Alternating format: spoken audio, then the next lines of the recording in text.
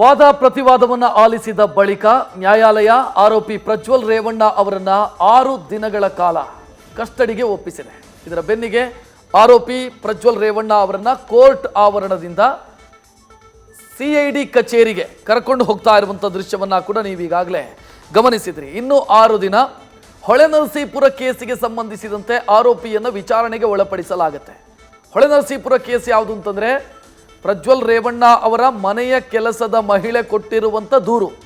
ಆ ದೂರಿನ ಒಟ್ಟು ಸಾರಾಂಶ ಪ್ರಜ್ವಲ್ ರೇವಣ್ಣ ಮತ್ತು HD ರೇವಣ್ಣ ಇಬ್ಬರು ಸೇರಿ ನನ್ನ ಮೇಲೆ ಲೈಂಗಿಕ ಕಿರುಕುಳ ಕೊಟ್ಟಿದ್ದಾರೆ ಅನ್ನೋದು. ಆ ನಂತರ ಅದು ಅತ್ಯಾಚಾರದ ಕೇಸ್ ಆಗಿ ಬದಲಾಗಿದೆ. ಈ ಕೇಸಲ್ಲಿ HD ರೇವಣ್ಣ ಅವರಿಗೆ ಬೇಲ್ ಸಿಕ್ಕಿದೆ ಈ ಕೇಸ್ನಲ್ಲಿ. ಆದರೆ ಪ್ರಜ್ವಲ್ ರೇವಣ್ಣ ಅವರ ಮೇಲೆ IPC ಸೆಕ್ಷನ್ 376 ದಾಖಲಾಗಿರೋದ್ರಿಂದ, ನಾನ್ ಬೇಲೇಬಲ್ ಕೇಸು ದಾಖಲಾಗಿರೋದ್ರಿಂದ ಪ್ರಜ್ವಲ್ ರೇವಣ್ಣ ಅವರನ್ನು ಸದ್ಯ ಕಸ್ಟಡಿಗೆ ಒಪ್ಪಿಸಲಾಗಿದೆ. ಮತ್ತೊಂದೆಡೆ ಪ್ರಜ್ವಲ್ ರೇವಣ್ಣ ಅವರ ವಿರುದ್ಧ ಇನ್ನೂ ಕೆಲ ಕೇಸುಗಳಿದ್ದಾವೆ, ದಾಖಲಾಗಿರುವಂಥ ಕೇಸುಗಳು. ಒಂದು 44 ವರ್ಷದ ಮಹಿಳೆ ಕೊಟ್ಟಿರುವಂಥ ಕೇಸು, ಮತ್ತೊಂದು KR ನಗರದ ಮಹಿಳೆ ಕೊಟ್ಟಿರುವಂಥ ಕೇಸು. ಸಾಲು ಸಾಲು ಸಂಕಷ್ಟಗಳು ಪ್ರಜ್ವಲ್ ರೇವಣ್ಣ ಅವರ ಮುಂದಿದೆ. ಮೊದಲ FIR ಏನು ದಾಖಲಾಯಿತು ಅದು ಹೊಳೆನರಸೀಪುರ ಟೌನ್ ಸ್ಟೇಷನಲ್ಲಿ ದಾಖಲಾಗಿರುವಂಥ FIR.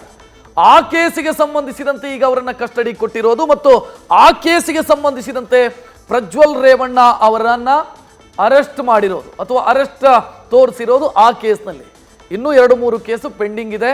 ಅದರ ಪ್ರೊಸೀಜರು ಕೂಡ ಆರಂಭ ಆಗಬಹುದು ಇದು ಮುಕ್ತಾಯ ಆದ ಬೆನ್ನಿಗೆ. ಆ ರೀತಿ ಅಂದರೆ ಒಟ್ಟಿಗೆ ಮರ್ಜ್ ಮಾಡಿ ಬೇಲ್ ತೆಗೆದುಕೊಳ್ಳೋದಕ್ಕೆ ಸಾಧ್ಯ ಇಲ್ಲ. ಮೊದಲ ಕೇಸ್ನಲ್ಲಿ ಸದ್ಯ ಪ್ರಜ್ವಲ್ ರೇವಣ್ಣ ಅವರನ್ನ ಪೊಲೀಸ್ ಕಸ್ಟಡಿಗೆ ಒಪ್ಪಿಸಲಾಗಿದೆ. ಈ ಅವಧಿ ಏನಿದೆ 6 ದಿನದ ಅವಧಿ, ಈ ಅವಧಿಯಲ್ಲಿ ಅವರ ವಿಚಾರಣೆ ಇರಬಹುದು, ಇಂಟ್ರಾಗೇಷನ್ ಇರಬಹುದು, ಸ್ಪಾಟ್ ಮಹಜರು ಇರಬಹುದು. ಈ ಎಲ್ಲ ಪ್ರಕ್ರಿಯೆಯನ್ನು ಪೊಲೀಸರು ಮಾಡೋದಕ್ಕೆ ಅಥವಾ SIT ಅಧಿಕಾರಿಗಳು ಮಾಡೋದಕ್ಕೆ ಸಿದ್ಧತೆಯನ್ನು ಮಾಡಿಕೊಂಡಿದ್ದಾರೆ. ನ್ಯೂಸ್ ಫಸ್ಟ್ ನಿರ್ಭೀತಿಯಿಂದ ನಿಮ್ಮ ಪರವಾಗಿ.